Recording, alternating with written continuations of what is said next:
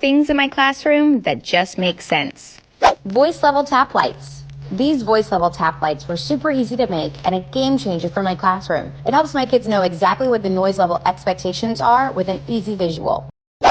Stapler station. Never have your stapler wander off again.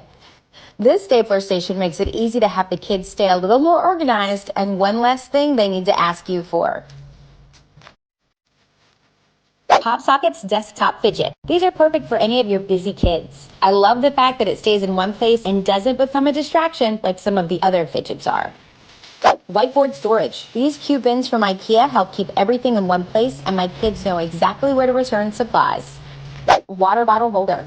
Bottles seem to roll off the desks all day long. Using a shoe organizer helps keep the bottles in a secure location with no accidents.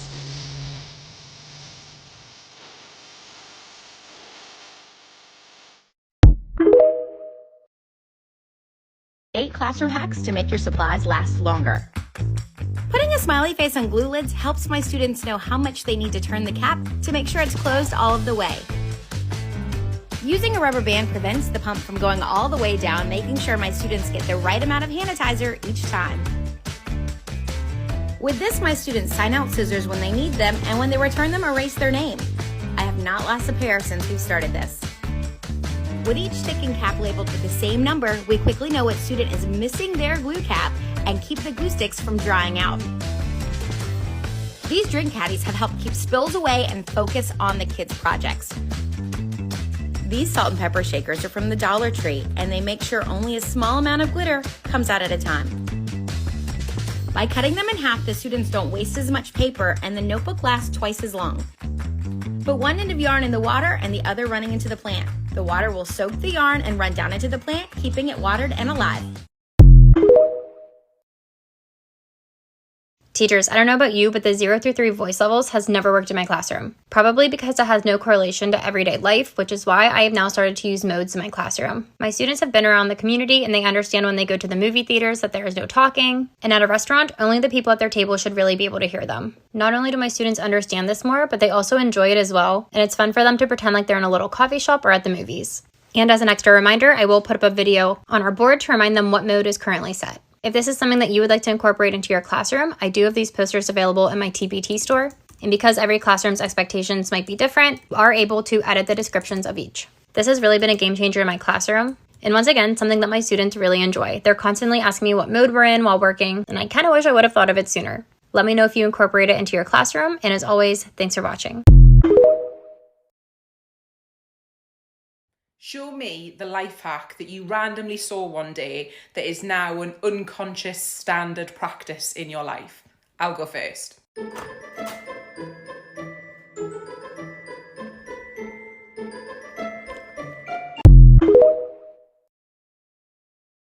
One of my favorite teacher hacks is having templates set up in your Gmail or email and having it be easy for you to reply to parents. Let me show you what I have.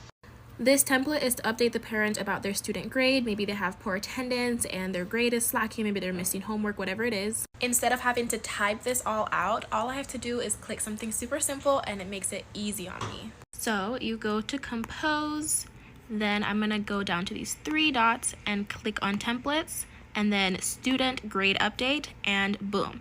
Now all I have to do is go in and edit a couple things like the student, what subject, maybe what's going on. I can quickly just take that out and boom. If you need me to make a tutorial for you, definitely comment down below. I can show you how to set up templates in Gmail, but I'm doing mine right now because I just got access to my new email for my school. So I'm setting up for grade updates, for attendance, maybe you missed something. This is what it's gonna be, the layout, and then I can quickly just go in and edit some things. It saves so much time, and if you're a teacher, you should definitely do it. So I have a really cool teacher hack that I haven't seen anyone really talk about, and it's going to change your life. So if your class is like mine, when an ad comes up on YouTube, they just act like they've never seen those things before. So this is how to get rid of them. So all you do is find a video that you're wanting to play for your class. So let's say I just want to do this one, and an ad pops up. So what you're going to do is you're going to go to the URL, and after the word watch, you're going to do underscore pop up, and then hit enter, and the video is embedded. Next, I go and copy this link, and then I go into my presentation and I just paste it. So then when I want to play the video, I just hit the link and there's no ad. It will just play.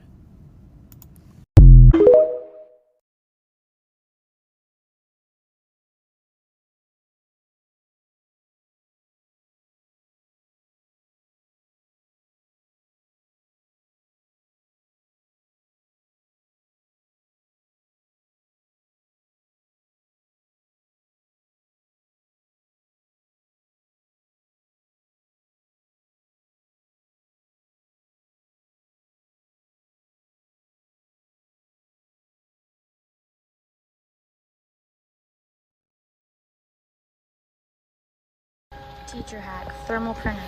If you use a composition notebook a lot, I use shipping labels to go on my cover, and I print their syllabus out on shipping labels and put that on the inside cover. And now I'm doing a general science reference sheet to go on the back cover, on the inside of the back cover. Thermal printer. And it just sticks on the back. And right now it has, the one that I have, has a $48 coupon. Hey guys, I'm Ms. Potts, and here's some classroom hacks that I've learned as an elementary school art teacher that could be beneficial to a teacher in any classroom. If you have to cut out a bunch of the same thing like most teachers do, staple your papers together and then cut one and cut all. You can cut like 10 pieces of paper at once. The staples hold them in place. My students always take the extra erasers off of my pencils. I don't know why. So what I do is I just hot glue them on there. Only when the pencil's down to the metal though and it doesn't have an eraser. If you get Sharpie on a table or on something it's not supposed to be on, don't worry. Just grab a magic eraser and you can scrub it off. Never throw away the tops to an old glue stick. You can always reuse those. Same with marker tops.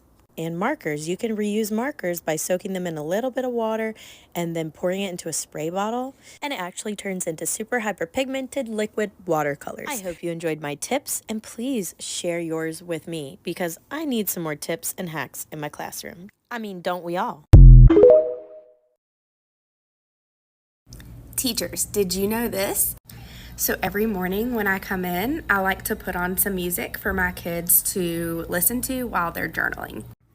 So once I find the music that I want to play, I go up to the bar here, and in between the T and U in YouTube, just add a little dash, and it brings up the video in an entire new window. Because you already know we can't trust those ads that come up even on child-friendly videos. So once it's open in its own new window, you can play, and it plays all the way through the entire hour and a half with no ads at all. This may or may not be the best teacher hack I've ever seen. I saw another teacher who did this and I had to try it, and let me tell you, it is amazing. So my coworkers and I thought we would give it a try. Basically, you take your schedule and then your class list, which I don't want to show you, but your class list, and you shrink it down into a super small and you put it on your lanyard. I mean, how amazing is that? We just shrunk it down to a super small size, and then my coworker had these little like laminating badge pouches that we could laminate, and then we just stuck them onto our IDs, and I mean, it's amazing. Literally the best thing ever. I've already used it 50 times. Here's a really simple and easy teacher hack that I typically do for back to school time. I didn't have a chance, but I did now because it saves you so much time. When back to school comes, we get tons of supplies, especially in these bulky boxes. And putting these in containers just takes up so much more space. So I normally take them out of the boxes, I put them into the containers, so that throughout the school year, I'm just grabbing and going and not having to spend time opening more boxes, and it saves me so much space inside. I can fit way more pencils. And you can even separate the ones that are unsharpened and sharpened, so it makes it easier to grab. Of course, I put labels on the outside because these will go back in my closet. And so you come in the closet, now you can just open the bin, grab what is on top. We do this with our glue sticks, we do this with our markers, we do this with our expo markers, and it just makes it so much easier, and you spend less time getting materials when the kids need them. All right, y'all, I did it. I got the little clip and go strap thing. We've got my ID, my keys, I've got my walkie, I've got my visuals, hands-free all the time. There's a little thing you can put your phone on. Run and go get it. I got it on Amazon, like $16. If you are setting up your classroom and struggle with keeping things up on your wall all year long, then you need to watch this. So the type of tape that I use is always Scotch contractor grade tape. This is a good size, but this is my favorite size when it comes to putting up things like this. This is printer paper, laminated, and cardstock, so we have a little weight to it.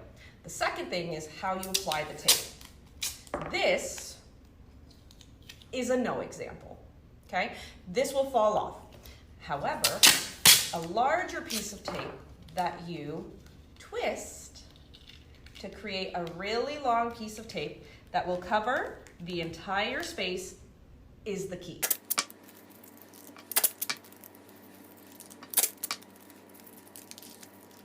So this is what the back will look like, and then I will put it on my wall. Is it a lot of tape for one piece of work? Yes, but it is less tape than I would use if I had to consistently put tape back up and put it on the wall again. Also, a lot less effort. My last tip is place it and leave it alone. If you are constantly taking it off and putting it back on, the tape loses its stickiness and it's not gonna stay for the whole year. So once it's on, it's on. And if for some reason I have to remove it, I will reapply the tape. I hope you found this helpful. Bye.